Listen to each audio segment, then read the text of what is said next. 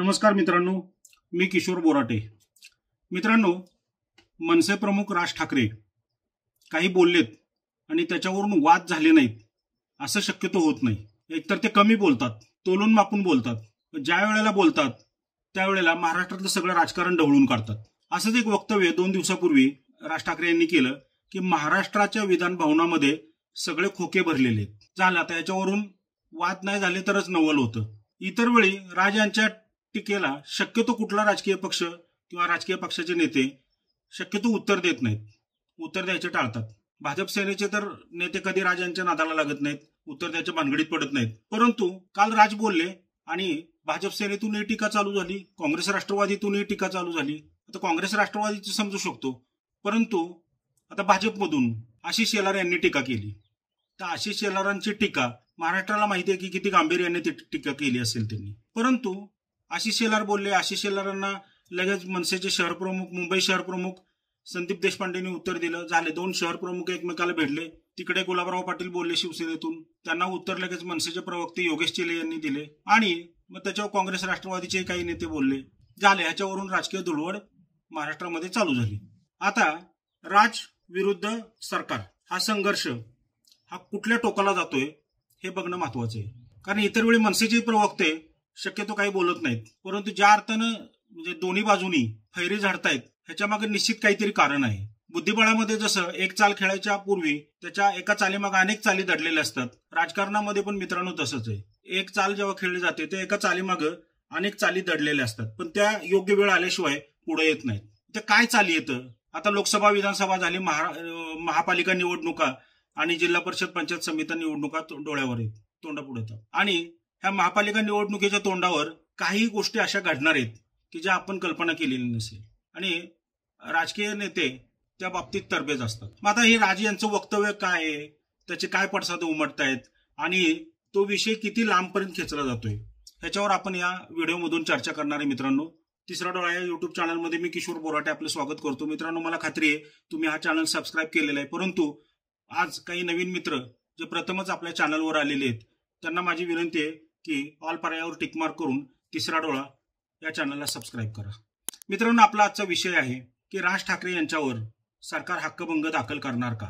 Title ऐकून तुम्हाला निश्चितपणे धक्का बसला असेल, परंतु माझं स्वतःचं एक रीडिंग आहे असं की सध्या अधिवेशन चालू आहे आणि अशातच राज ठाकरे यांचं वक्तव्य आलेले आणि आगामी महापालिका निवडणुका डोळ्यावर आहेत. इतर वेळी राज ठाकरे बोलल्यानंतर त्यांना शक्यतो कुठलाही राजकीय नेता उत्तर द्यायच्या भानगडीत पडत नाही, परंतु काल राज ठाकरे बोलले आणि त्याच्यावर सगळ्यात अगोदर भाजप सेनेतूनच प्रतिक्रिया यायला सुरुवात झाली. त्याच्यानंतर काँग्रेस राष्ट्रवादी असेल या सगळ्याच पक्षाच्या नेत्यांनी राज यांच्या वक्तव्यासंदर्भामध्ये त्याची दखल घेऊन त्यांना प्रत्युत्तर दिलेले.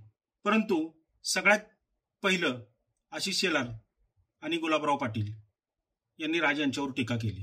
त्याला मनसेचे शहर प्रमुख संदीप देशपांडे आणि मनसे प्रवक्ते योगेश चिले यांनी उत्तर दिलेले. इतर वेळी मनसे प्रवक्ते ह्या भानगडीत पडत नाहीत, परंतु अचानक तेही ऍक्टिव्ह झालेले आहेत. हे बघून कुठंतरी ह्याच्यामध्ये महापालिका निवडणुकीच्या अनुषंगानं हे सगळे वादविवाद चालू आहेत असं वाटतं. आता आशिष शेलार यांनी राज ठाकरे यांच्यावर टीका केली. ही टीका महाराष्ट्रात तरी कोणी गंभीरपणे घेत नाही, स्वतः राज ठाकरे सुद्धा घेत नसतील किंवा त्यांच्या पक्षातले आशिष शेलारांच्या पक्षातलेही लोक घेत नसतील. कारण आशिष शेलार आज टीका करतील आणि उद्या सकाळी राज यांच्या घरी शिवतीर्थावर जय महाराष्ट्र करायला जातील.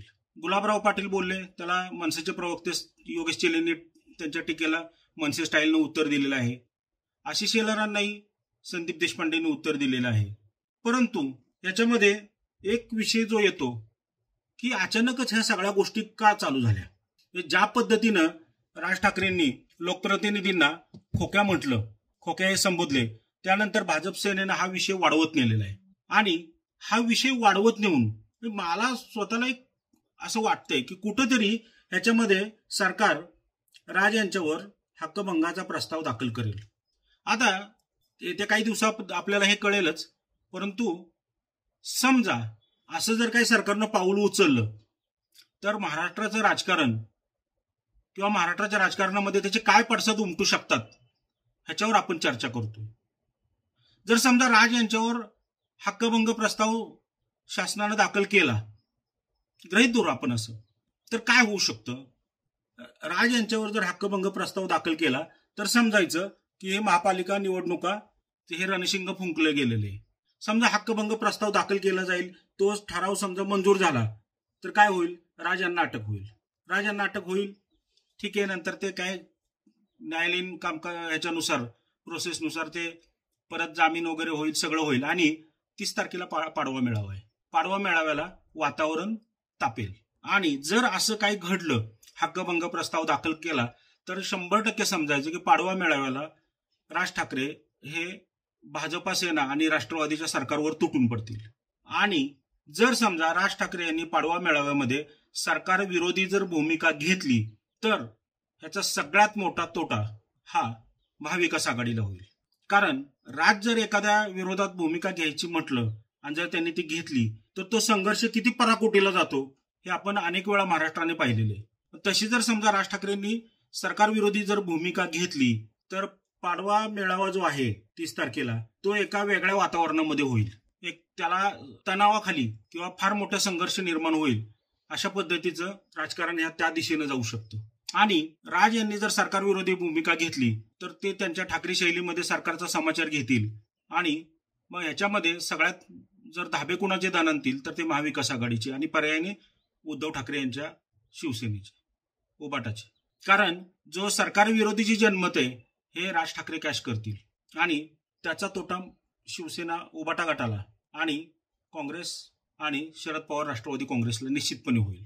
मग हे सगळ्या ज्या गोष्टी आहेत ह्याच्यामध्ये होणार एक की या संघर्षामध्ये राज ठाकरे स्वतःचा टीआरपी वाढवून घेतील आणि एक सरकार विरोधी चेहरा म्हणून ते पुढे येतील. नाहीतरी तसाही आता विरोधी पक्ष कमजोरच आहे, परंतु सरकार विरोधी चेहरा म्हणून जर हे पुढे आले तर याचा महाविकास आघाडीला किंवा शिवसेना उद्धव ठाकरे गटाला सगळ्यात मोठा फटका बसणार आहे.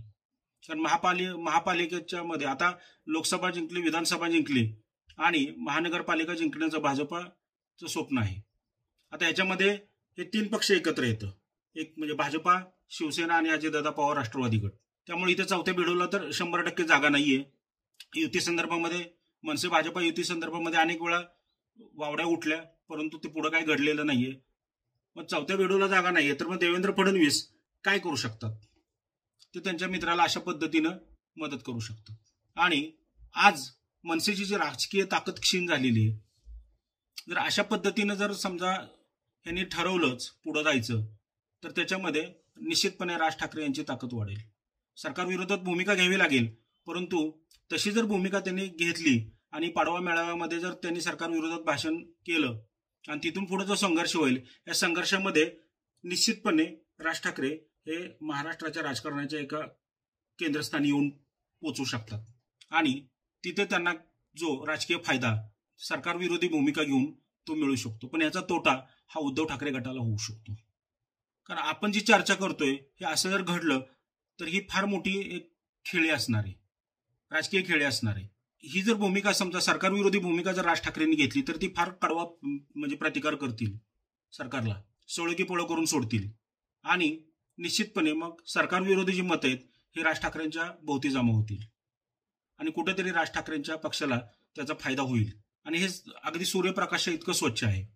मग हा जर विषय समजा त्या पद्धतीनं प्लॅन जर केला असेल ह्यांनी, यांचं जर काही ठरलं असेल समजा भाजपा मनसेचं अशा पद्धतीने पुढे जायचं तर मात्र महाविकास आघाडीला आणि उद्धव ठाकरे यांना धोका आहे हे निश्चितपणे. परंतु दुसरी एक चर्चा महाराष्ट्रामध्ये चालू झालेली आहे की उद्धव ठाकरे आणि राज ठाकरे हे दोन्ही भाऊ एकत्र येतील आणि महापालिका निवडणुका एकत्र लढतील अशी एक शक्यता बोलून दाखवली जात आहे. अद्याप तरी दोन्ही बाजूने अशा काही गोष्टी घडताना दिसत नाहीयेत.